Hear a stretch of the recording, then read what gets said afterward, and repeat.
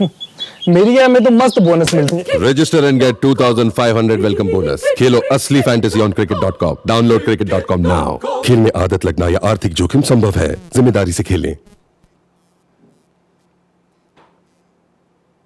तो दोस्तों बहुत बहुत स्वागत है आपको आपका स्पोर्ट्स तक में। और शुरू करते हैं दिनेश कार्तिक के बारे में बात करना। जी हाँ, आपको याद होगा दिनेश कार्तिक अभी फिलहाल आरसीबी का हिस्सा है, लेकिन इससे पहले बहुत सारे फ्रेंचाइजीज को रिप्रेजेंट कर चुके हैं। चाहे वो दिल्ली कैपिटल्स हो, 2010 तक दिल्ली कैपिटल्स तक खेले थे। इसके बाद पंजाब किंग्स यानी कि किंग्स 11 पंजाब का भी हिस्सा थे 2011 में। उसके बाद मुंबई इंडियंस का हिस्सा थे 2013 में, जो मुंबई इंडियंस ने टाइटल जीता था, उस टीम का भी हिस्सा दिनेश कार्तिक थे। उसके बाद फिर आरसीबी में खेले, फिर से दिल्ली कैपिटल्स का हिस्सा हुए और आरसीबी में आपको याद होगा 2015 से 22 तक थे। उसके बाद अभी भी फिलहाल आरसीबी का हिस्सा है, लेकिन बीच में गुजरात लायंस के साथ भी एसोसिएशन था उनका।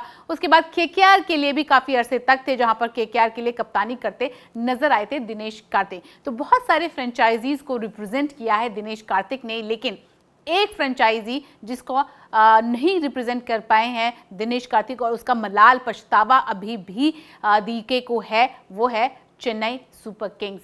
यूट्यूब अश्विन के यूट्यूब चैनल पर बात करते हुए दिनेश कार्तिक ने अपनी लाइफ के 2 पछतावे के बारे में बात की है। वो 2 पछतावे क्या हैं, इस वीडियो में जानेंगे। वो 2 पछतावे हैं।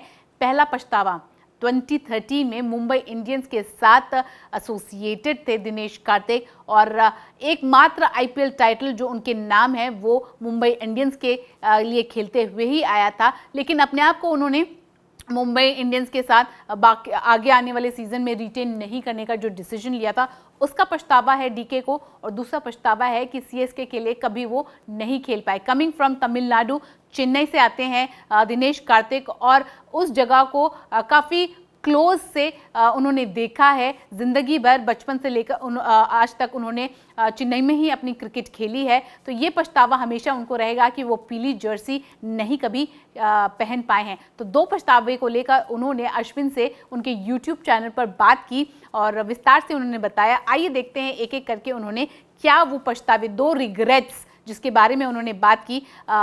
उन्होंने कहा, अगर आपको वास्तव में मुझसे आईपीएल के संबंध में, मेरे क्रिकेट करियर में मेरे पछतावे में से एक के बारे में पूछना है, तो ये फैक्ट था कि मैं 2013 में रिटेन नहीं होना चाहता था। अगर मुझे उस पूरी बात को दोबारा दोहराना होता और वापस जाना होता, और वो जब मैं कभी कभी सोचता हूँ, ये एक युवा खिलाड़ी के रूप में आपको जीवन कोच के रूप में किसी की ज़रूरत होती है।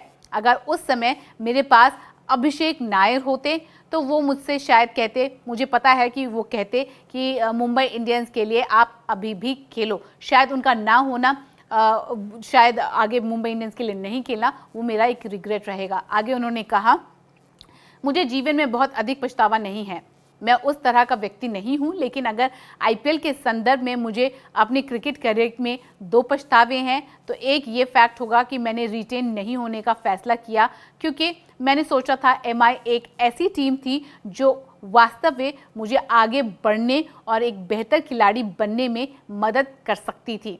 आगे उन्होंने अपने दूसरे पछतावे को लेकर बात की। उन्होंने कहा, और दूसरा ये होगा कि जाहिर है मैं अब तक सीएसके का प्रतिनिधित्व नहीं कर सका, सीएसके को रिप्रेजेंट नहीं कर सका, लेकिन मैं समझता हूँ, हालांकि ये खेदजनक है क्योंकि मैं नहीं खेल सका। मेरा मतलब है चेन्नई से आने के बाद मैंने अपना सारा क्रिकेट वहीं खेला और मैं पीली जर्सी का हिस्सा बनना पसंद करता, लेकिन मैं हमेशा उनका सम्मान करता हूँ क्योंकि वे वास्तव में हर साल मुझे नीलामी में लाने की कोशिश करते हैं। तो 2 रिग्रेट्स जो कि दिनेश कार्तिक ने अश्विन के साथ इस कॉन्वर्जेशन में कहा।